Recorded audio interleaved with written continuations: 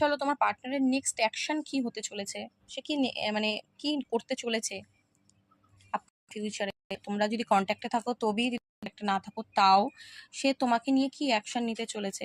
দেখো এই মুহূর্তে আমি দেখতে পাচ্ছি সে যদি তার কোনো ভুল ছিল, সে কিছু অন্যায় করেছে, সেটাকে রিলিজ করার মানে পরিকল্পনায় রয়েছে, নিজেকে ব্যালেন্স করে চলতে চাইছে এবং ঠিক সময়ের জন্য ওয়েট করছে এবং অনেক ভাবছে তোমাকে নিয়ে। ঠিক আছে, তোমার প্রতি ডেফিনেটলি ও কিন্তু একটা টান রাখে এবং তোমার প্রতি অবশ্যই মানে থিঙ্কিং মানে তোমাকে নিয়ে করে। ওকে, কারণ এস অফ কাপস তোমার সাথে কিন্তু ও সোল কানেকশন ফিল করে, ইমোশন রয়েছে তোমার প্রতি, ও চায় একটা নতুন শুরু, ডেফিনেটলি করবে একটা।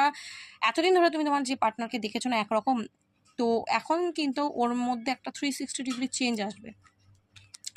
এখানে আমি দেখতে পাচ্ছি যে ও কিন্তু স্পিরিচুয়াল হচ্ছে। ঠিক আছে, যদি এতদিন স্পিরিচুয়াল ছিল না, তো ইউনিভার্স ওকে এমন কিছু লেসন দিচ্ছে, তো ও কিন্তু স্পিরিচুয়ালিটি ফলো করতে স্টার্ট করেছে। এবং তুমি নিজেকে এতটা স্পিরিচুয়াল করেছো বা তুমি এতটা ডিভাইনের ভরসায় হয়ে গেছো, ডিভাইন কিন্তু আজকে ওর মানে অন্তরে জাগান দিচ্ছে যে তুমি কতটা পিওর, তুমি কতটা পারফেক্ট সব দিক থেকে হতে পারে, মানে লুকিংস হতে পারে, তোমার এডুকেশনের সাইড দিয়ে হতে পারে, সব দিক থেকে তুমি নিজেকে পারফেক্ট করে মানে একটা চালানোর পরিকল্পনা।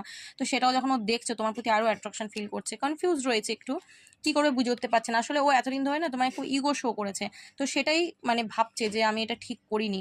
তোমার প্রতি একটা সোল কানেকশন ফিল করছে এবং তুমি হচ্ছে উইশ, তোমাকে ওর উইশ মনে করছে, অ্যাকশনে আসতে চাইছে, তোমার কাছে আসতে চাইছে, কি করে আসবে সেটারই ভাবনা চিন্তা করছে। ওকে, এবং 10 অফ কাপস ডেফিনেটলি ও আসবে, কারণ তুমি ওর উইশ, তোমার সাথে মানে জীবন কাটানো হচ্ছে ওর স্বপ্ন হয়ে দাঁড়িয়েছে এখন।